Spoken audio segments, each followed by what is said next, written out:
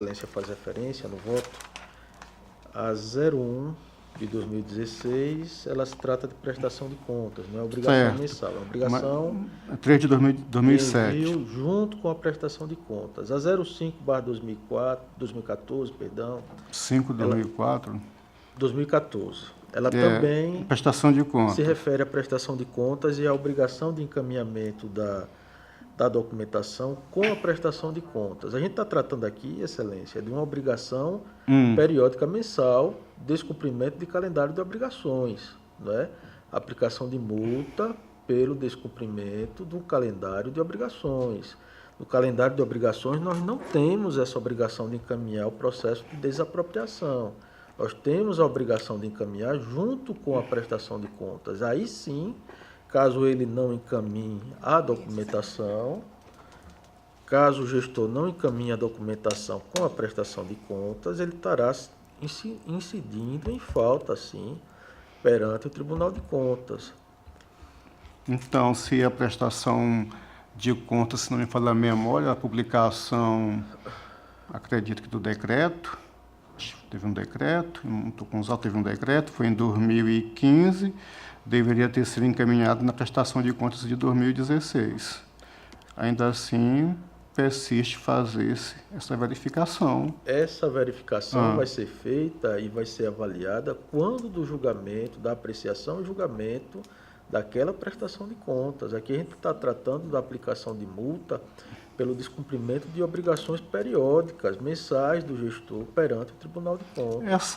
Essa obrigação, ela não parece clara para Vossa Excelência na Resolução 3 de 2007, quando tem essa obrigação, inclusive, a própria resolução diz que, olha, 90 dias da publicação dela, os gestores têm que fazer este encaminhamento do Tribunal de Contas.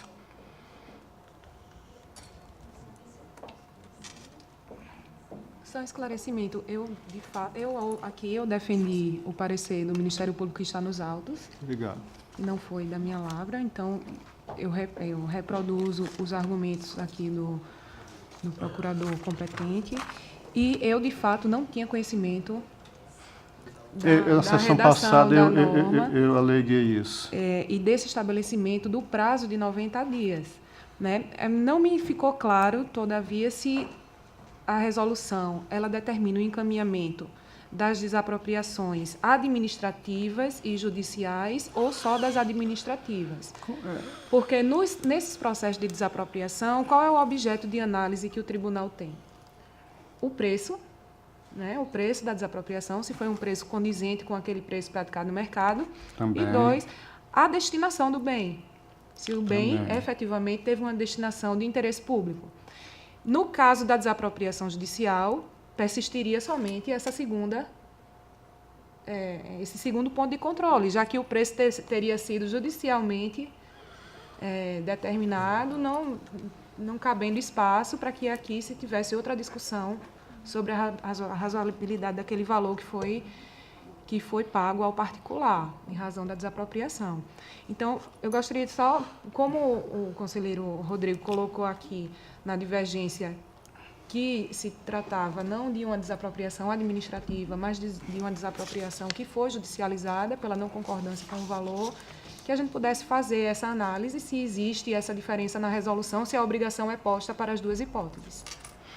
Eu permito-me, como a resolução ela não restringe, eu entendo que a gente deve dar a máxima aplicabilidade a ela, o tribunal ter a informação. Até os nossos processos de sanções têm esse caráter pedagógico, que não é o tribunal botar para ser um instrumento arrecadatório, que não é, mas é um pedagógico, onde o tribunal necessita ter as informações para bem exercer a sua fiscalização. Eu até, novamente, vou insistir, senhor presidente, com a questão da comprovação do falecimento, que você se trata como público notório. Eu aqui vou insistir, entre as partes, eu entendo dessa forma. E falecimento, ele se comprova documentalmente, ou até com algum indício, algo que se possa, inclusive, juntar aos autos. Tem essas duas situações. Eu ainda trago aqui a reflexão, esta resolução válida, E se confirmando o indício de que realmente há o falecimento, eu mesmo aqui me renderia ao voto do relator, revisor, por assim dizer, de perda do objeto quanto ao sancionamento. Eu gostaria de fazer só uma pequena intervenção. Sendo esse um fato determinante para o prosseguimento ou não do processo, e tendo em vista que o Tribunal de Contas ele trabalha sempre com a verdade real, né? O formalismo muito reduzido em relação ao que a gente observa no processo civil, eu acredito que é um fato de fácil verificação pelos recursos que nós temos hoje de internet e tudo. Permita-me, Excelência, eu lembrei-me agora, não quero cortar a sua fala, mas o tribunal, se ainda tiver vigente, há a possibilidade de se pesquisar pelo CPF da pessoa nos cadastros da Receita. Em regra, a depender da data do falecimento, se isso tiver acontecido, no cadastro vai ser encontrado lá a letra O de óbito no seu CPF. O grande problema é que a gente está na fase de julgamento, né? Não está mais na fase de instrução. Se Vossa Excelência achar interessante, a gente pode converter o feito em diligência a fim de obter essa informação e trazer posteriormente para julgamento. Apesar da verdade real, ela acaba sendo uma verdade real processual. Como conselheiro que abriu a divergência fez essa verificação e trouxe isso como uma informação em seu voto, o Ministério Público se tem por satisfeito em relação à comprovação desse fato. Então, estando nos autos, no voto do conselheiro Rodrigo, que houve essa verificação e que houve, de fato, o falecimento, nós entendemos que a comprovação é suficiente. Eu trato como um fato público e notório essa questão. Foi algo que foi pesquisado pela minha assessoria, foi detectado pela minha assessoria. Eu também fiz a pesquisa pela internet, obtive a informação de que havia o falecimento do gestor e pude lembrar do fato, né? E dessa forma eu estou tratando como fato público notório, independendo, portanto, da produção de provas para a sua comprovação. Com relação à tipicidade, eu estou aqui na resolução mencionada pelo conselheiro Anselmo.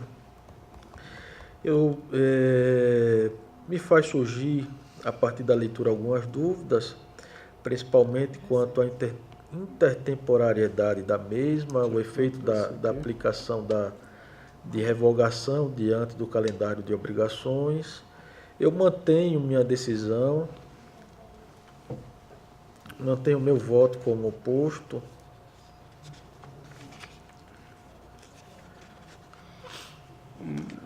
Então, assim, dessa forma, aparentemente fica inútil, né, a resolução normativa número 3 de 2007 para os fins a que se destina, não é verdade? Eu confesso que eu precisaria fazer uma leitura mais aprofundada dessa resolução e fazer a comparação, a verificação do seu choque com os demais normativos do Tribunal de Contas, né? Precisaria fazer. Eu posso, no meu voto, retirar a fundamentação quanto à tipicidade, em virtude da necessidade de amadurecimento do meu entendimento em face dessa resolução normativa invocada por Vossa Excelência, mas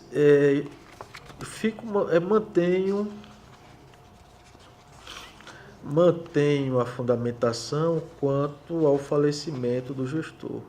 Excelência, permita-me, a minha assessoria, utilizando aqui os meios tecnológicos, me dando aqui uma notícia publicada no Cada Minuto, eu não sei se realmente o apelido dele é esse, mas o nome aqui confere, de 30 de maio de 2018. Vem assim: faleceu nesta quarta-feira, dia 30, aos 77 anos de idade, o ex-prefeito de Atalaia, José Lopes de Albuquerque, o Zé Pedrinho.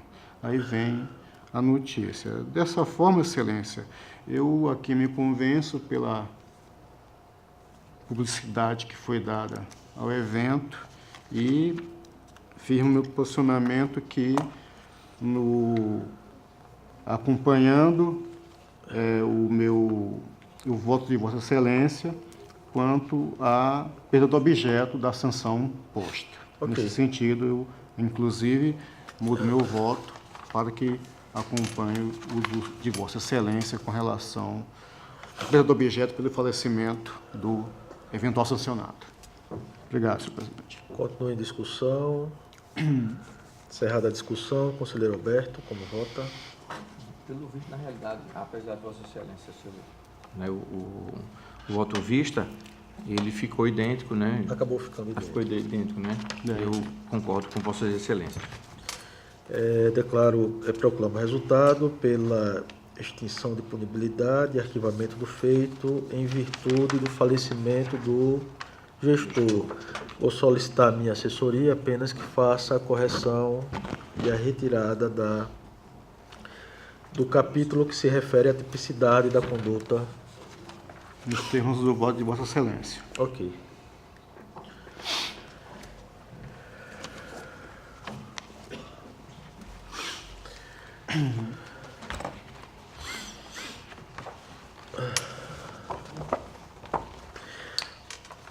Senhores, trago para relatar também o processo TCAL 15.335/2017, que possui objeto análogo ao processo TC 2750/2015. Ambos são comunicações do Fundo Nacional de Desenvolvimento da Educação, no qual noticia-se o não encaminhamento de informações ao CIOP referentes ao exercício financeiro de 2016. Eu estou dando o encaminhamento que o tribunal costuma dar em admitir essa comunicação como representação, todavia fazendo uma crítica a essa nossa atuação. Eu acredito que a responsabilização que advém desse descumprimento, preponderantemente, ela é voltada para o ente público que não alimenta o CIOP, e as sanções estão voltadas à impossibilidade de realização de operação de crédito, de obtenção de transferência voluntária, salvo para áreas de saúde, educação e assistência social, obtenção de aval para... Enfim, são sanções voltadas para o ente público que descumpre a obrigação de alimentar o banco de dados do CIOP. Eu acredito, apesar desse encaminhamento que nós estamos dando, e sem prejuízo de uma reflexão posterior, que essa sanção poderia muito melhor ser dada se tivéssemos um banco de dados no tribunal e pudéssemos, com essa informação, expedir certidões quando se fizessem necessárias, certidões positivas, impeditivas da realização de operações de crédito e impeditivas dessas transferências voluntárias, né? Penso eu que esse caminho acabaria por desburocratizar esse tipo de processo, não geraria um volume maior de atuação das nossas diretorias já sobrecarregadas, mas gostaria muito de ouvir a opinião de Vossas Excelências, por isso que eu estou trazendo o voto pela admissibilidade e passo a palavra ao Ministério Público de Contas. Os pareceres que constam dos autos são pela admissibilidade e, de fato, nessa hipótese de não alimentação do CIOP, as sanções elas são mais de coerção, para levar o ente a realizar realmente, a fazer realmente as remessas, né? É um banco de extrema importância para nós que fazemos análise de prestação de contas, assim como o CIOPs, E o CIOPS, nós temos um acompanhamento mais próximo da sua execução da sua alimentação pelos municípios. O Ministério Público de Contas e Tribunal de Contas do Estado integram o NEA-CIOPS, que é o Núcleo Estadual de Acompanhamento do CIOPS. Nós fizemos agora o levantamento de todas as remessas do exercício passado. Estamos acompanhando as remessas desse exercício, estão suspensas porque houve mudança do sistema, está indo em adequação pelo Ministério. Mas, em relação ao CIOP, nós não temos esse monitoramento. Assim como no tribunal, nós também não temos a informação do CIOPS, né? Uma informação que possibilitasse ao tribunal emitir alertas, como no caso das despesas de pessoal, como em todos aqueles outros casos em que cabe ao tribunal emitir alertas quando há um descumprimento pelo município, pelo Estado, e que o tribunal não exerce de fato essa fiscalização concomitante. Então, eu reitero aqui o entendimento que foi posto pelos colegas nos autos, pela admissibilidade, e até porque essa não alimentação, ela pode constituir algum fato gerador para sanção no próprio tribunal, o que deve ser avaliado nos autos, né, inclusive com contraditório. Mas acho de extrema importância a observação posta pelo conselheiro Rodrigo e acredito que deve ser levada à frente essa ideia do tribunal para que haja um acompanhamento mais efetivo da alimentação dos sistemas. Senhores, só esclarecendo, é o processo 15.335/2017, processo 2750/2015, ambos com o mesmo objeto. O primeiro referente ao município de Canapi e o segundo referente ao município de Roteiro. Em discussão. CIOP de educação. CIOP. Excelências, eu quero chamar a atenção que, claro, as sanções institucionais aparentemente podem se fazer presentes, mas há outros dados que impactam diretamente na análise das contas de governo do gestor. Cumprimento e ou descumprimento dos limites mínimos constitucionais com referência à educação, ao MDE, ao Fundeb. Então, são situações que também devem, na verdade, ser utilizadas, inclusive para fortalecer eventual entendimento da Corte, num sentido ou no outro, quanto às contas de governo. Ainda mais que as constituições, elas têm uma previsão de um procedimento até mais agressivo, que é a intervenção municipal quando não cumprimento, não prestação de conta dessas informações. Eu chamo atenção para isso. Eu tenho voto também em matéria parecida, semelhante, pela admissibilidade.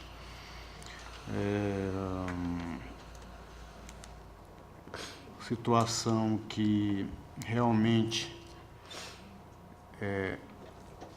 de certa forma, impacta no funcionamento, porque é algo que é preenchido pelo município, sem precisar fazer nenhuma comprovação, bem semelhante às prestações de contas que são feitas ao FNDE, em que elas são feitas eletronicamente, sem se enviar uma única comprovação. E isso nunca acontece? Acontece. Quando há algum problema do preenchimento, que o fundo ou os seus executores pedem as informações para poder comparar. É o único caso em que isso acontece.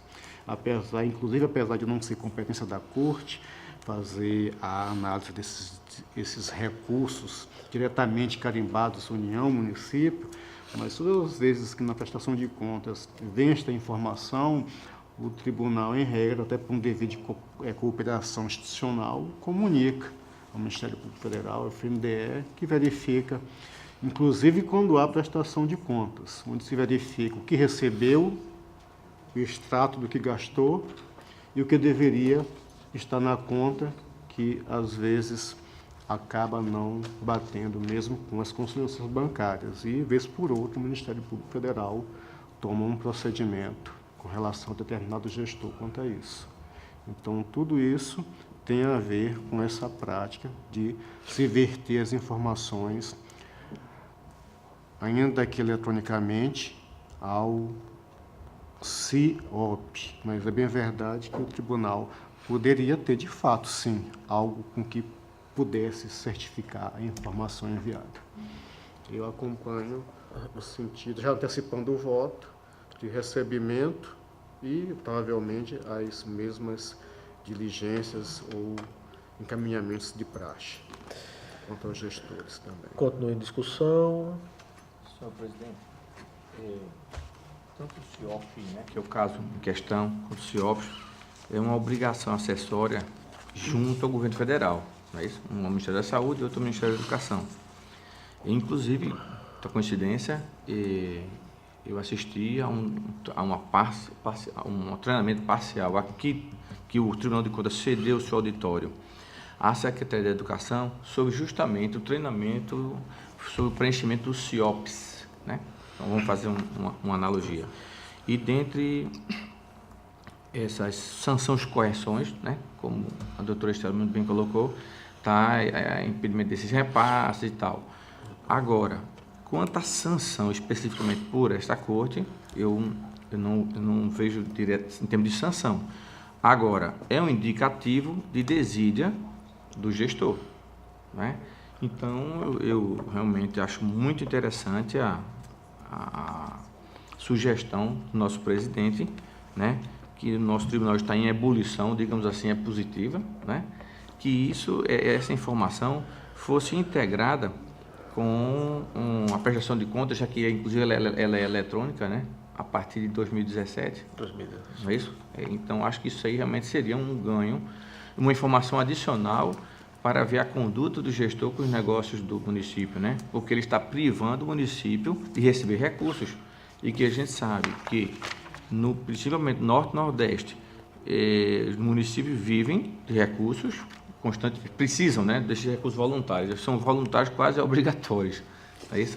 Então, eu também acho e louvo a sugestão de Vossa Excelência, senhor presidente. Senhores, só um esclarecimento, um último esclarecimento. Eu estou votando pela admissão da representação. Em segundo lugar, pelo encaminhamento dos autos à Diretoria de Fiscalização Municipal para a instrução do feito. E, por fim, após a instrução do feito, pela citação das gestoras, não é, dos gestores. O processo continua em discussão. Não havendo mais discussão em votação, conselheiro Anselmo. Já está seguindo a votação, com Vossa Excelência. Conselheiro Alberto. Também com Vossa Excelência, senhor presidente. Portanto, aprovados. Senhores, eu trago mais 10 processos, todos de FUNCONTAS, nos quais eu estou aplicando a prescrição intercorrente. Vou fazer a leitura em lista. São eles: processos TC 9708/2013, da Secretaria de Estado do Meio Ambiente e Recursos Hídricos, possuindo como gestor o senhor Ivan França Vilela. Processo TC 7016/2013, da Prefeitura Municipal de Olho d'Água das Flores, possuindo como gestor o senhor Carlos André Paz Barreto dos Anjos. Processo TC 850/2013, da Prefeitura Municipal de Giraldo Ponciano, possuindo como responsável o senhor David Ramos de Barros. Processo TC 5627/2013, da Prefeitura Municipal de Giraldo Ponciano, possuindo como gestor o senhor David Ramos de Barros. Processo TC 554/2013, da Prefeitura Municipal de Lagoa da Canoa, possuindo como responsável o senhor Jair Lira Soares.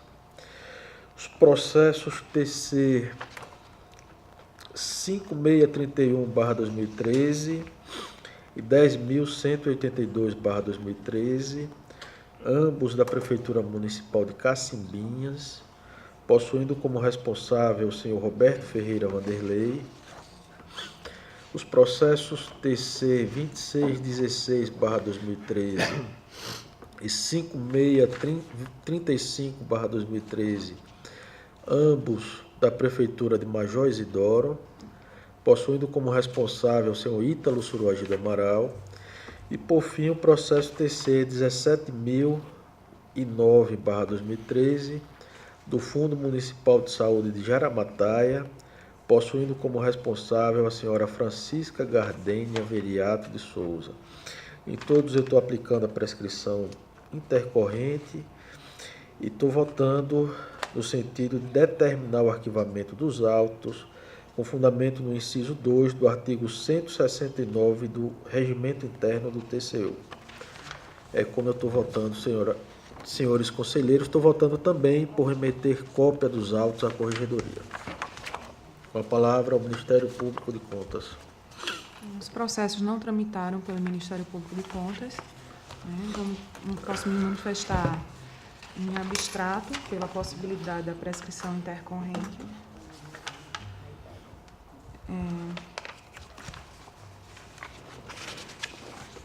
Com base no artigo 1º da Lei 9873, de 99, desde que observados os requisitos postos pelo parágrafo 1º do artigo 1º. Incide a prescrição no procedimento administrativo paralisado por mais de 3 anos, pendente de julgamento ou despacho, cujos autos serão arquivados de ofício ou mediante requerimento da parte interessada, sem prejuízo da apuração da responsabilidade funcional decorrente da paralisação, se for o caso. Então, a manifestação do Ministério Público de Contas é em abstrato, uma vez que não teve vista dos autos, pela possibilidade da prescrição na forma prevista no artigo 1º, parágrafo 1º da Lei 9873, de 99. Em discussão. Não havendo discussão e votação, conselheiro Anselmo. Excelência, eu mantenho a minha divergência, não vou me alongar pelos motivos que já declinei em processo hoje relatado por mim. Assim, aplicando-se as multas relativas a cada conduta sancionável.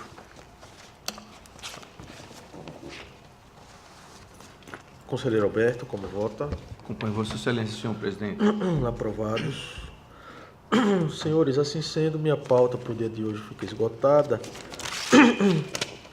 Eu gostaria de facultar a palavra para quem dela queira fazer uso.